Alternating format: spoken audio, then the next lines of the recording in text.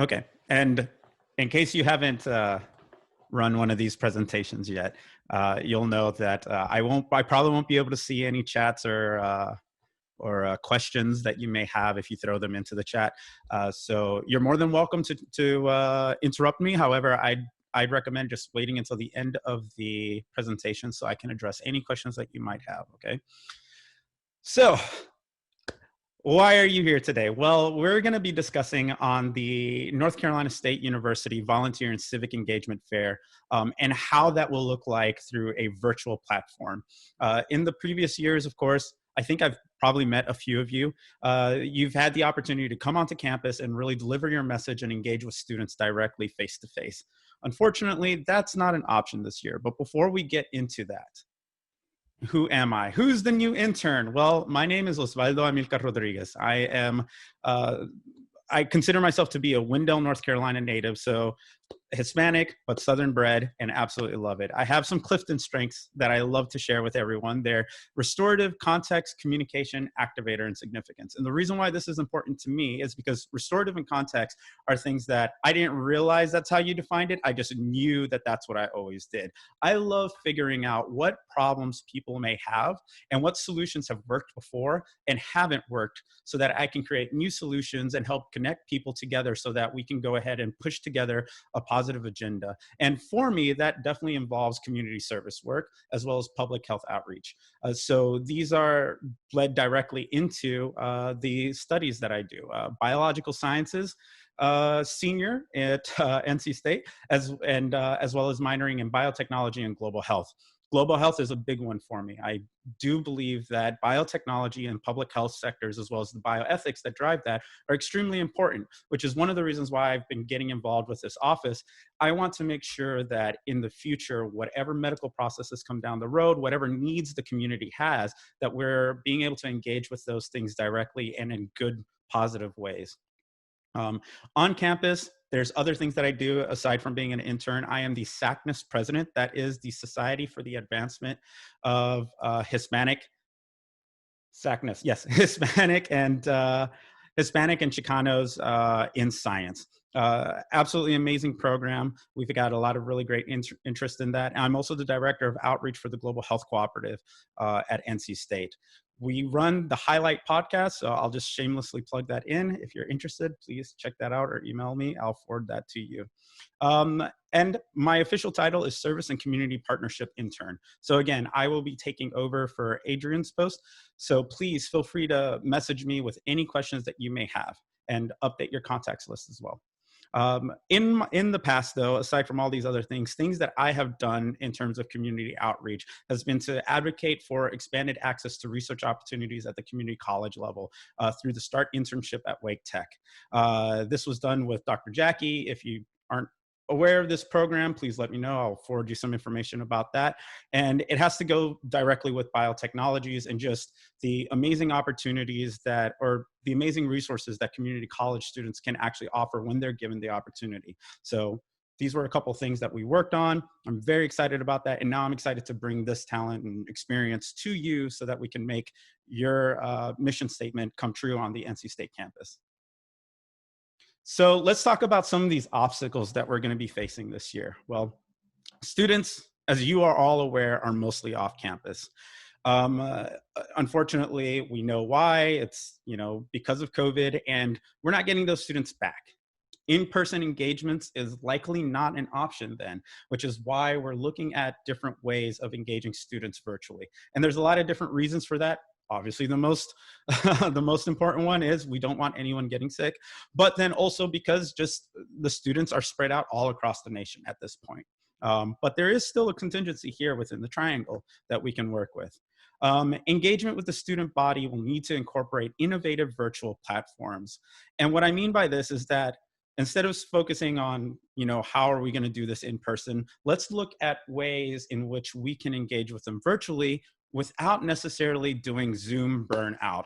I very much appreciate all of you being here today. I'm so happy because I understand how much Zooming we all have to do.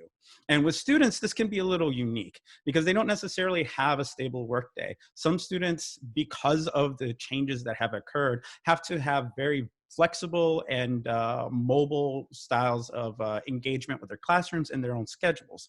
So that's why we're looking at different types of practices that we refer to as virtual tabling events, or things that can be used beyond the actual launch of the event.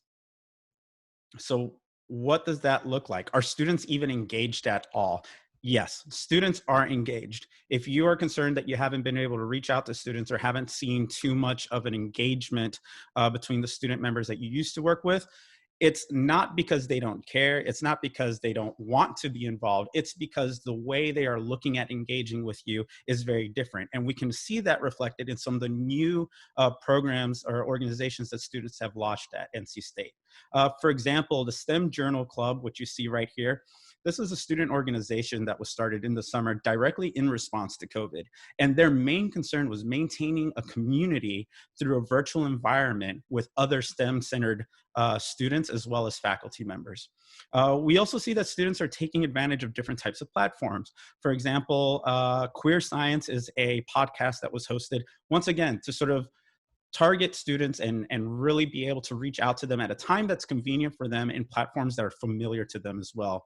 And of course, myself, and my community program, SACNAS, we're using YouTube. We've created a YouTube channel in which we upload all of our meeting recaps. We're putting in our updates there, as well as different types of opportunities that we have available for members so that we can reach people even if they can't make it to the events that we have. And I've seen a lot of success that way. So what does this mean for you? Well, there's a tabling strategy that we love. It's called Flipgrid. If you haven't heard of it yet, I promise you it's probably going to be like the new Zoom that everyone's going to deal with. And this is where we're going to be engaging students for our new civic engagement fair, volunteer civic engagement fair. The content of Flipgrid, and I'll show you what Flipgrid is in just a second. The content of Flipgrid is to be able to engage community service partners and student volunteers focused organizations to share videos that will educate an audience, engage interest, and recruit membership and volunteers. Um, Engagement is to be promoted to the NCSU campus through student organizations. So we'll be having some student organizations who are focused on volunteer work to help promote this by also participating in the Flipgrid activity. Now, there are really great advantages to using Flipgrid. Like I said, if you haven't seen it before, I'm going to go ahead and share that with you.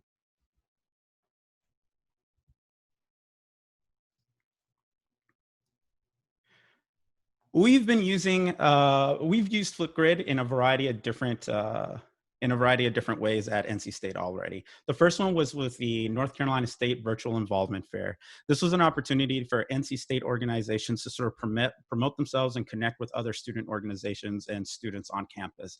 As you can see, we have 74 responses and over 6,000 views. So 6,000 students, or around 6,000 students, have been able to come in and participate and view the different types of contents that were uploaded. Here is Global Health of North Carolina. Um, so what is Flipgrid? Flipgrid is basically a social app that allows you to upload videos to showcase yourself. These videos can stay up here for a while, and there's different tools that you can use to sort of promote it, as well as add in new innovative ways to engage the students as they're watching the videos. This includes links to opportunities that you may have, also putting in additional content and interactive information. So I will just quickly go to my video here. And so as you can see, it's a very simple way to access this information. Just like in YouTube, there will be a space for you to be able to put in some of the information. You can also do tags within the video as well. And we'll get into more of that later on as we start working together. I will show you, I can help you put those videos together, but it's very simple to do. You can even use Flipgrid to record the video yourself, or you can upload your own video that your organization may already have on hand. The other unique thing too is that Flipgrid, as you can see right here, gives every respondent their own unique tag, or their own unique address. So this is going to give you the opportunity to be able to use Flipgrid beyond the actual service fair in your own events and also in your own promotional materials, which again, I've got a slideshow for that too. So going back to the presentation here.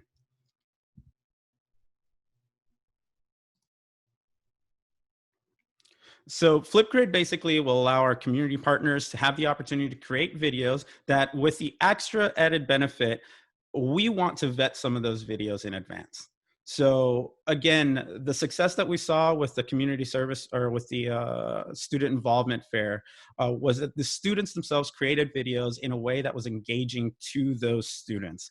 And yes, they're simple, but I feel like there's little nuanced details that they understand that maybe sometimes once you're in the professional world, you're not engaging directly with students, you may not understand.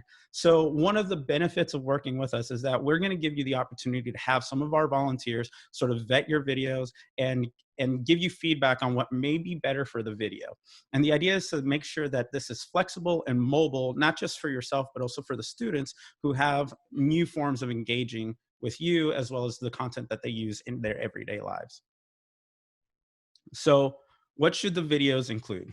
Well, first, the most obvious stuff, it should be, where are you located at? What kind of public health or social service issues do you address?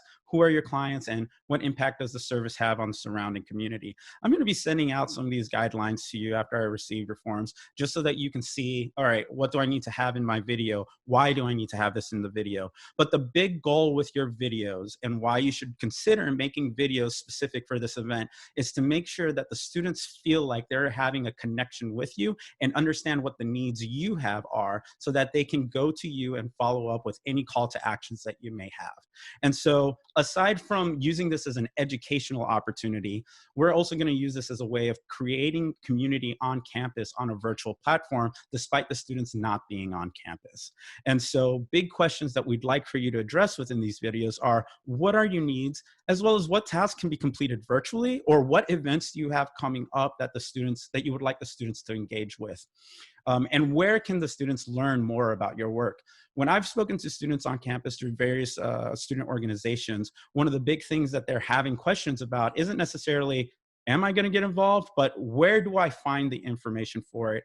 Who am I going to get in contact with? And yes, like we've done before, we've used the fair to be able to help engage that. So now we're going to do that with the virtual platform. And we need to make sure that our videos, as well as the content that we provide, will give the students that information. So the call to action is very important. And these are sort of the guidelines that our volunteers are going to be using to vet the videos that we receive within the next month, to make sure that they fit that and that they can cater to the student body. And there's other things too. We'd like for these videos to be utilized outside of Flipgrid for you. We understand that it's going to take you some time. It's only a few minutes worth of a video, but I've had to create some of these videos for student assignments, and then as well for my own student organizations. And 3 minutes can take hours of work to sort of put together. And I understand how difficult that can be. So within our vetting process, if you choose to participate in that, we want to make sure that your videos can be used outside of the Flipgrid platform. Like I mentioned, Flipgrid will give you a unique ID that you can use to promote those videos and drive traffic directly to your page.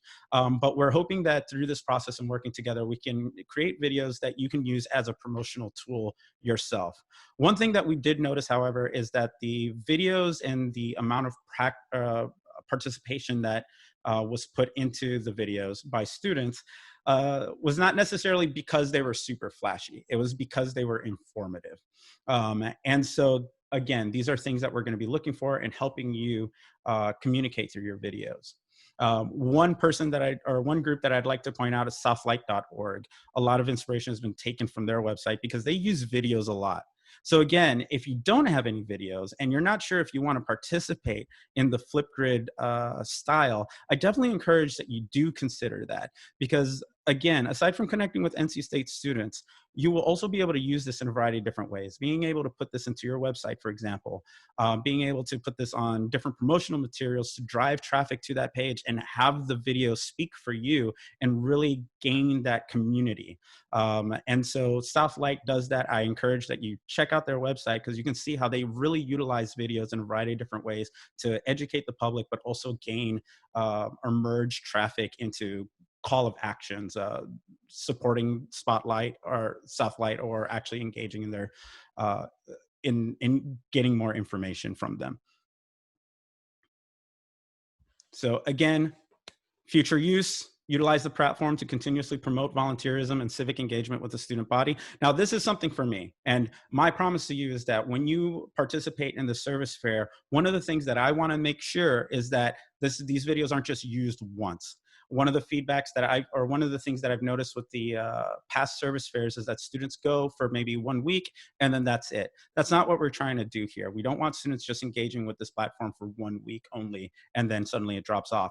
We'll be using this to actually promote continuously throughout the year through all the different student organizations that are on campus so that they know to go to the site when they want to connect the students that they're working with directly with volunteer work. So I plan for this to have a long reach past the initial launch date. So to make this work, there's a couple of things that we've learned about Flipgrid. First of all, viewership will definitely depend on driving traffic to Flipgrid. So that will be something that we're going to work on very heavily throughout the next month. We'll be using student organizations to help promote this to students and make sure that it's continuously used after the launch date. Most videos are only engaged for about 2 minutes per view. And that's really important. I've noticed that with other fairs, some of the more professional videos, they try to go on for 3, 4, 5 minutes and cover a lot of different topics. Again, the guidelines that we're going to be using are going to be to create that sense of community and also create a call to action for people to go to your websites and engage with the content that you have there, as well as inquire about additional information or participate in upcoming events. But it should be done within 3 minutes. By that point, students are pretty much moving on to the next video or they've zoned out already. So viewers should be able to understand who you are, how your mission relates to them, and how they can help you. They should feel part of your community. So I can't emphasize that enough. What does this timeline look like? Well, we're past the planning phase. So Brian and I have been working diligently to sort of put this plan together and try to make it as attractive as possible. So now we're into week 1. We've got about 5 weeks of a plan here. In case you didn't catch it already, or if I didn't say it, we plan to launch the Flipgrid site or release it to the public October the 14th. So we have some time here. I've already begun recruiting student organizations and faculties, as well as individuals who are interested in participating in this, as well as speaking to you. So as you can see, week 1, meeting 10th September, yay, we've done it. The surveys are also really important too. So please fill out those surveys because I want to be able to adjust this plan if needed based off of your feedback and your wants and needs. The second week, we're going to finalize identifying potential partnerships by the 22nd of September. I will discuss that a little bit more, but that's related to organizations that maybe have low resources or limited staff that they can dedicate to a project like this. Again, I know that a couple of minute video seems very short, but I know that it can take a little bit of time to put them together, even if it's just simply sitting in front of the screen and sort of doing a recorded interview like this. We're going to be offering facilitation and review days. So these days that you see here, the 28th, 30th, and the 3rd, and again, don't worry about writing all this information down. I will email this to you. These days are going to do 2 things. These are walk-in days, open house days that I will be facilitating. So it's not super big event, but it will be to answer any questions that you have about utilizing the Flipgrid platform, any questions that you may have about the guidelines, as well as days that we'd like for you to submit your videos for viewership by our or peer review by our volunteer staff, so that we can submit back that feedback to you and you can make adjustments on the videos and your page if need be. So along with that, I'll be using those days to sort of address any questions that you might have about other projects at the Leadership and Civic Engagement Office, including the service website as well that we have. If while you're looking at this timeline, you think of things that are, happening already in your organization, events that you have going on well before October 14th, please let me know, because while I'm promoting this over the next 5 weeks, I can see what I can do about, reaching your events out to students that will be occurring soon as well. But again, I really encourage that you take advantage of these videos and use these videos to drive traffic to your websites. So by week 4, we'd like to go ahead and finalize some of the videos. The deadline to submit videos for review will be the 7th of October. After that, we will continue to take videos onto the platform. We're going to take videos well after the 14th. But to get that review and to get the feedback that you'd like so that the video fits within the content guidelines that we've provided, I need to have those videos in by the 7th. The earlier the better, however. Remember, I'm going to have open houses. So if you have questions or you have concerns, or you're having trouble with the website, those will be the days to contact me, and we'll get together and work. I'm also going to be doing another round of surveys. So directly to the service partners, I want to make sure that you find this to be a meaningful experience. I want to find out what it is that we can do a little better in terms of planning this kind of event, and what, again, just reassess the needs that you have at that time or a month from now. And then finally, the final event. So October the 14th is when we're going to release the date. What makes October 14th so special if I'm going to continue promoting this website?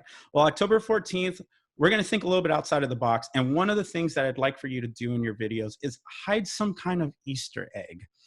And it can be anything, just a quirky little fact, or maybe a little image, something, you're tossing up a ball, anything. My goal is to be able to engage students by having them not just watch the videos, but also look for these Easter eggs and go beyond the 2-minute engagement ratio that we have. So how can I get students to look at many different videos throughout the day, and increase that viewership and interaction? I hopefully it'll be through the Easter eggs. So it's going to be a fun little game that we'll be presenting just for October 14th. It's going to be a little bit of a bingo game. So if students can fill out or find all the Easter eggs and sort of connect the dots, we'll be giving out some small promotional materials from NC State. And it won't be too big, but it'll be enough, hopefully, to incentivize the students to not just watch 1 or 2 videos, but to really go through all the videos and get as much information as they can. And then lastly, beyond October 14th, I'm going to be using this to connect with student organizations and faculty as an education tool. So why participate? Again, I know that you may already have some videos available, or you may be questioning, do I have time to do this? But there's some unique opportunities here, some great things that we can help tackle you. We've already talked about how students are not on campus. They're using unique methods of communicating with one another. So maybe some of our stuff needs to be updated for that type of generation.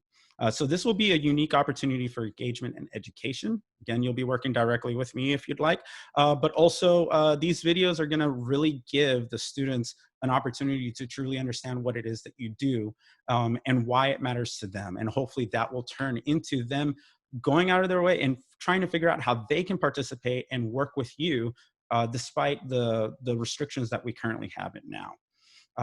Second of all, you're going to have the opportunity to have these videos reviewed by NC State volunteers, many of them who are going to be within the age of the students that you're targeting. So they're going to help optimize the video for the event, as well as optimize that video for use in other virtual environments to speak directly with that demographic. And then the other thing is to drive students to your sites to learn more about how they can get involved. So we want to make sure that that we tailor opportunities in a way that suits you. And students may not be aware that you have virtual needs as well. So if you engage in this virtual platform, it'll be a great way to communicate with the students, as well as to communicate to them how they can work with you despite some of the restrictions that are currently going on through the state. Now, the September 22nd deadline, this one's important. If, again, you're looking at this and you're just like, okay, all that sounds great, but I still have very limited resources. We have an extremely small staff. We want to participate, but we just don't know how we'd be able to do this. Well, contact me by September 22nd. I believe I've included a question about that on the forum, but if not, please contact me directly. And we're going to see what we can do to sort of work with you, connect you with a volunteer if needed to help sort of address some of these issues that you have, get you over some of these roadblocks, and get a video for you into the platform. Just September 22nd is when I need to know that, though. So again, small organization, limited resources. Don't worry, we have a way, or we're going to work together to get you participating within this platform and virtual fair. So to conclude, yes, our fair may look very different this year. It's going to be online, but our interest in serving you is not any different. We want to serve you. We want to work hand in hand and make sure that you have access to the NC State students that have in the past been so important to being able to carry out some of your missions. And if you've got limited resources, it doesn't matter. We're going to try to find a way to help you nonetheless. So I hope that you're going to want to participate in the fair. I hope that we can make this very, very successful. But also remember, we do have a service site. And so if you're not already registered with the service site, I know for a fact that in our Google form, we are asking you that. Please let me know, or feel free to reach out to me directly. We're going to make sure that you're registered with that site and that you understand how to take advantage of the site so that you can reach out to students with unique events that you have coming up. So please complete the form. And if we work now for a month and we really, really get this out together, we do the vetting process, I know that this event can be very, very successful and hopefully drive a lot of traffic to your points of service, as well as your website, so that students can learn more about what you have to offer this year, as well as what they need to do in order to engage directly with you.